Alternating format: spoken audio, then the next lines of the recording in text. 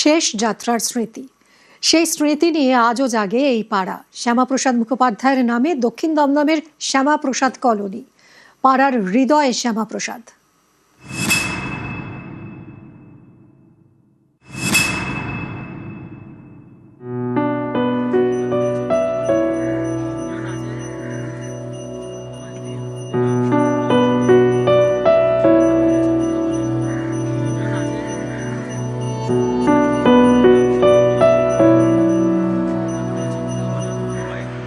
দক্ষিণ দমদমের শ্যামাপ্রসাদ কলোনি। শ্যামাপ্রসাদের শেষ যাত্রা ছুঁয়ে গেছিল এই পাড়া। সেই স্মৃতিতেই পাড়ার নাম শ্যামাপ্রসাদ কলোনি। ঘরে ঘরে শ্যামাপ্রসাদের আবেগ। শ্যামাপ্রসাদ মুখোপাধ্যায়ের মারা যাওয়ার পরেই যখন তার শবদেহ এখানে এসছিল, মানে কলকাতা এয়ারপোর্ট থেকে নামানো হলো, তখন তো যশোর রোড ছিল শুধুমাত্র, যেখান থেকে সোজা তার বাড়ির দিকে গিয়েছিল। আমাদের পাড়ার ভেতরে, মানে পুকুর পাড়ে এবং পাড়ার মুখে দাঁড়িয়েছিল গাড়ি। যে সময় দাঁড়িয়েও পাড়ার নাম হয়েছে, সেই সময় দাঁড়িয়েও পাড়ার নাম করা খুব চাপ ছিল। সেই সময়ের যে রাজনীতি চারদিকে ছিল, খুবই চাপ ছিল তার নামে পাড়া করা। আমরা কিন্তু তাকে পলিটিক্যাল শ্যামাপ্রসাদ মুখোপাধ্যায় কখনো পাইনি। আমরা বরঞ্চ ঘরের ছেলে শ্যামাপ্রসাদ মুখোপাধ্যায় কিংবা আমাদের বাড়িরই কেউ। সালটা 1953।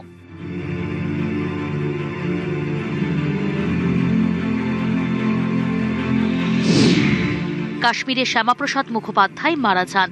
কলকাতা বিমানবন্দরে যখন দেহ আনা হয় তখন ঠিক ভিড়। যশোর রোড ধরে এগিয়ে চলে শেষ যাত্রা। এই পাড়ার সামনে এসে দাঁড়ায় গাড়ি। শ্যামাপ্রসাদকে শেষ শ্রদ্ধা জানাতে তখন ঢল। মালা আর চোখের জলে প্রিয় শ্যামাপ্রসাদকে শেষ বিদায়। সেই রাতেই উদ্বাস্তু কলোনির ক্লাবে জরুরি মিটিং। শ্যামাপ্রসাদের স্মৃতিতে ছিন্নমূলদের কলোনির নাম ঠিক হয় শ্যামাপ্রসাদ কলোনি। শ্যামাপ্রসাদ মুখার্জির মৃত্যুটা তো খুব একটা স্বাভাবিক ছিল না, যার ফলে এখানের মানুষের মধ্যে আলোচনা, এই শ্যামাপ্রসাদ মুখার্জিকেই আমরা এখানে অমর করে রাখবো। যারা ধরুন এখানকার পুরনো বাসিন্দা, তারা এটাকে বলতো বাঙালপাড়া কলোনি। এই পরিচয়টা দিতে একটু লজ্জা পায়। একটা সময় কিছু লোক দাবিও তুলেছিল, কিছু আমাদের পাড়ারই লোক, যে এটাকে শ্যামাপ্রসাদ সরণি করা হোক। তা আমরা ম্যাক্সিমাম সবাই মিলেই আপত্তি করলাম, না, শ্যামাপ্রসাদ কলোনিই থাকবে। 2026 সালে দাঁড়িয়ে যখন শ্যামাপ্রসাদ মুখোপাধ্যায় শুধুমাত্রই একজন বাংলার মনীষী নন, পাশাপাশি পুরোদস্তুর একজন রাজনৈতিক ব্যক্তিত্ব, সেই শ্যামাপ্রসাদ মুখোপাধ্যায় যশোর রোডে দমদমের এই পাড়ার কাছে কিন্তু পুরোপুরি তাদের জলজ্যান্ত ইতিহাস। কেন বলছি এই কথা? মূলত যশোর রোডের এই পাড়া বাঙালপাড়া থেকে কিভাবে শ্যামাপ্রসাদ কলোনি হয়ে উঠল, সেই ইতিহাস ঘাঁটতে গেলে একটা সুন্দর ইতিহাস কিন্তু এখান থেকে উঠে আসে।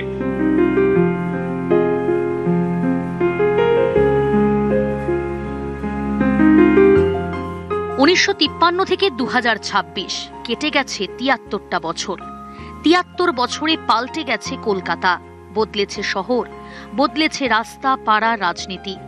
কিন্তু শ্যামাপ্রসাদ কলোনি বদলায়নি শ্যামাপ্রসাদকে ঘিরে এই পাড়ার ছিন্নমূলদের আবেগ। আমরা যেহেতু এখানে এসে যখন বসেছিলাম, তখন কলোনি বলেই যখন ছিল, সেই কলোনির নামটাই রাখবার জন্য আমরা কিন্তু এই কলোনি রেখে দিই, স্মরণী করে একটু উচ্চপদীয়, যে সেটা আমরা যে কলোনি, সেই কলোনিতেই এস্টাবলিশ থেকেছি, ওর থেকে কোনো জায়গায় নড়িনি আর।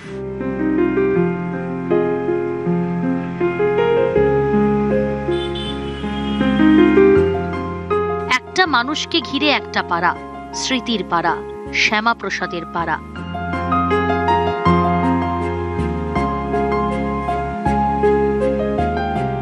শ্যামাপ্রসাদ মুখোপাধ্যায়ের জন্মজয়ন্তী যখন রাজ্য জুড়ে ধুমধাম করে পালিত হবে, শ্যামাপ্রসাদকে অনেক মানুষ তার বিষয়ে নতুন করে জানবেন। ঠিক সেই সময় এই পাড়া শ্যামাপ্রসাদ মুখোপাধ্যায় এবং তার ঐতিহ্যকেই আঁকড়ে বাঁচবেন। ক্যামেরায় মনোজ কুমারের সঙ্গে সান্নিক ঘোষ, নিউজ 18 বাংলা, কলকাতা। 1934 সালে মাত্র 33 বছর বয়সে শ্যামাপ্রসাদ মুখোপাধ্যায় কলকাতা বিশ্ববিদ্যালয়ের সর্বকনিষ্ঠ উপাচার্য হিসেবে দায়িত্ব নেন। 1934 থেকে 1938 সাল পর্যন্ত 4 বছর তিনি এই পদে ছিলেন। কলকাতা বিশ্ববিদ্যালয়ে এবার শ্যামাপ্রসাদ মুখোপাধ্যায়ের নামে চেয়ার প্রফেসর পদ তৈরির পরিকল্পনা। বর্তমানে কলকাতা বিশ্ববিদ্যালয়ে বিভিন্ন বিজ্ঞানী, সাহিত্যিক, ঐতিহাসিকদের নামে 32টি চেয়ার প্রফেসর পদ রয়েছে। স্যার আশুতোষ মুখোপাধ্যায়ের নামেও রয়েছে চেয়ার প্রফেসর পদ। চেয়ার প্রফেসর পদে বিশিষ্ট অধ্যাপক, সাহিত্যিকদের নিয়োগ করা হয়। সূত্রের খবর, সিন্ডিকেট বৈঠকে প্রস্তাব অনুমোদন করে রাজ্য সরকারকে চিঠি লিখবে বিশ্ববিদ্যালয় কর্তৃপক্ষ। 1934 সালে মাত্র 33 বছর বয়সে শ্যামাপ্রসাদ মুখোপাধ্যায় কলকাতা বিশ্ববিদ্যালয়ের সর্বকনিষ্ঠ উপাচার্য হিসেবে দায়িত্ব নেন। 1934 থেকে 1938 সাল পর্যন্ত 4 বছর তিনি এই পদে ছিলেন। কলকাতা বিশ্ববিদ্যালয়ে এবার শ্যামাপ্রসাদ মুখোপাধ্যায়ের নামে চেয়ার প্রফেসর পদ তৈরির পরিকল্পনা। বর্তমানে কলকাতা বিশ্ববিদ্যালয়ে বিভিন্ন বিজ্ঞানী, সাহিত্যিক, ঐতিহাসিকদের নামে 32টি চেয়ার প্রফেসর পদ রয়েছে। স্যার আশুতোষ মুখোপাধ্যায়ের নামেও রয়েছে চেয়ার প্রফেসর পদ। চেয়ার প্রফেসর পদে বিশিষ্ট অধ্যাপক, সাহিত্যিকদের নিয়োগ করা হয়। সূত্রের খবর, সিন্ডিকেট বৈঠকে প্রস্তাব অনুমোদন করে রাজ্য সরকারকে চিঠি লিখবে বিশ্ববিদ্যালয় কর্তৃপক্ষ।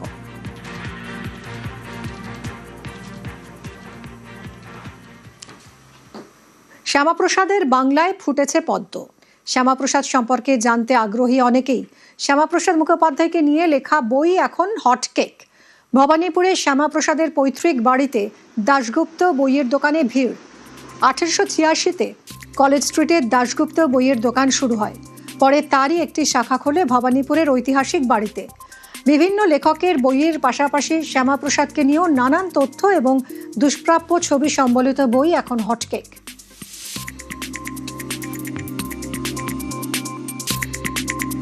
শ্যামাপ্রসাদ মুখার্জি আমাদের গর্ব, ওয়েস্ট বেঙ্গলের বাঙালিদের গর্ব।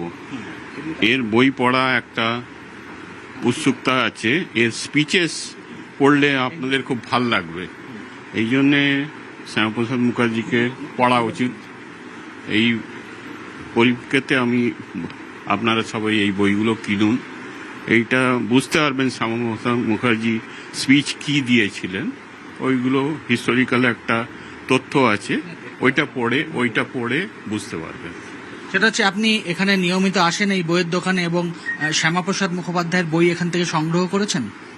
হ্যাঁ, নিশ্চয়ই আমি সংগ্রহ করে পড়েছি, তাই জন্যই বলছি। আরও পড়তে চাই, ওনার সম্বন্ধে আরও জানতে চাই, এই হিসেবে আমি আমরা দেখছিলাম এই বইয়ের দোকানে এসে যে শুধুমাত্র শ্যামাপ্রসাদ মুখোপাধ্যায়কে লেখা বই নয়, তার অনেক দুষ্প্রাপ্য ছবিও কিন্তু ছবিও আছে, ওইটা দেখলে পরে বুঝতে পারবেন। আর এইখানে একটা মিউজিয়াম আছে ওনার, ওইটা দেখলেও বুঝতে পারবেন আপনার শ্যামাপ্রসাদ মুখার্জির কি আছে। আর এই নিয়ে কি বলছেন অশোক বিশ্বনাথন, শুনবো। যারা শ্যামাপ্রসাদ সম্পর্কে জানে, যারা পড়াশোনা করেছে, শ্যামাপ্রসাদের সঙ্গে যারা সম্পৃক্ত ছিলেন এবং নানান দিক আছে, নানান সমস্যাও আছে, সেই সবগুলোকে তুলে ধরতে হবে। যেমন রামানন্দ চট্টোপাধ্যায় হিন্দু মহাসভার যে ম্যানিফেস্টোটা, সেটা উনি লিখেছিলেন, সেইটা লোকজন জানে না। এরকম আরো অনেক দিক আছে। ওর যে অদ্ভুত একটা দক্ষতা ছিল, স্যার আশুতোষের ছেলে, পড়াশোনার দিক থেকে ভীষণভাবে একটা দক্ষ মানুষ, সেই সঙ্গে আবার রাজনীতি, তারপরে আবার নানা টানা পড়েন, সবটা সুখের সময় নয়। এই সুখ দুঃখ মিলিয়ে যদি আমরা উপস্থাপিত করতে পারি চলচ্চিত্রের মাধ্যমে নানান ভাবে, তাহলে কিন্তু একটা ভালো কাজ হবে।